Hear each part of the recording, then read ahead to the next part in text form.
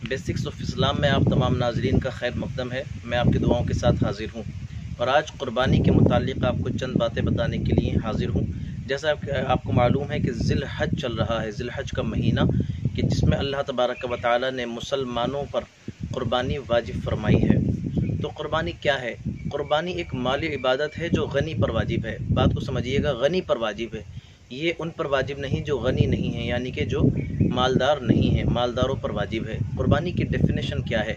क़ुरबानी की डेफिनेशन ये है कि एक ख़ास जानवर को ख़ास वक्त में ख़ास नीयत से अल्लाह तबारक व तआला के लिए सवाब की नीयत से ज़बह करना, ये क़ुरबानी है।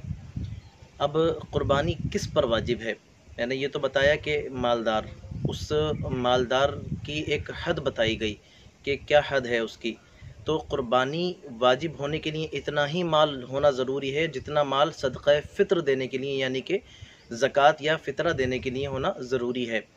ज़कात देने के लिए कितना ज़रूरी है? 7.5 तोला सोना या 52.5 तोला चांदी, या अगर ये दोनों चीज़ें ना हो तो इनके बराबर रकम, या तो 52.5 तोला चांदी की रकम जितनी होती है उतनी रकम हो जो ज़रूरत के अलावा हो, या फिर इतने पैसों का सामान तिजारत हो या सामान गैर तिजारत हो, मतलब वो सामान भी जो बिज़नेस के लिए हो या वो सामान भी जो बिज़नेस के लिए ना हो, सामान गैर तिजारत। हाजत असलिया के अलावा, मतलब उनसे जो ज़रूरी हाजात हैं, ज़रूरी हाजत के अलावा हो, पैसे भी ज़रूरी हाजत के अलावा हों, तो ऐसे पर क़ुरबानी वाजिब है।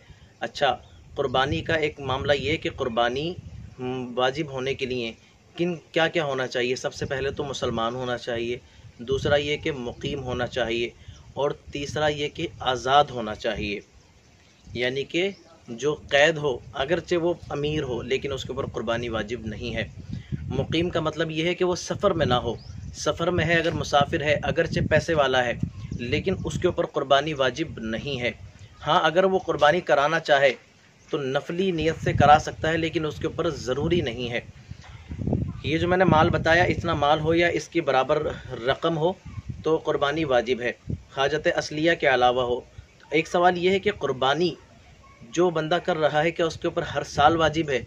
तो हाँ, हर साल अगर वो मालिक निसाब है तो उसके ऊपर हर साल क़ुरबानी वाजिब है।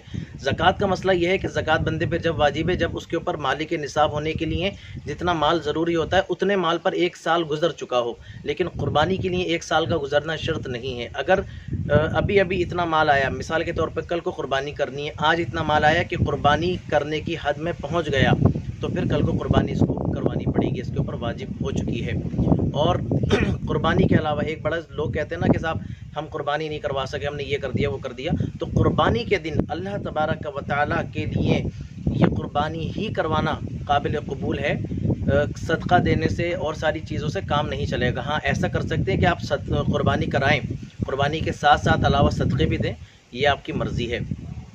तो ये क़ुरबानी के थोड़े से मसाइल थे जो मैंने आपको बताया, और इसके अलावा क़ुरबानी के मुतालिक कोई भी सवाल हो तो आप कमेंट में हमसे पूछ सकते हैं, और इसके अलावा भी अभी क़ुरबानी के मसाइल को लेकर मैं और वीडियो बनाऊंगा इंशाअल्लाह। अल्लाह तबारक व तआला इन बातों को समझने की तौफ़ीक़ दे। आमीन। अल्लाह हाफ़िज़।